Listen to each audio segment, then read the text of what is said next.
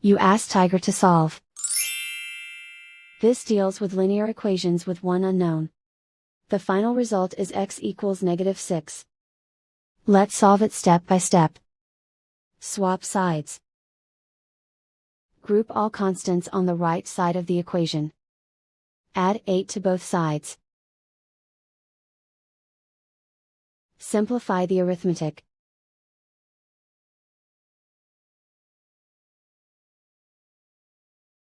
Isolate the x. Multiply both sides by inverse fraction 3/4. Group like terms. Multiply the coefficients. Simplify the fraction. Multiply the fractions. Simplify the arithmetic.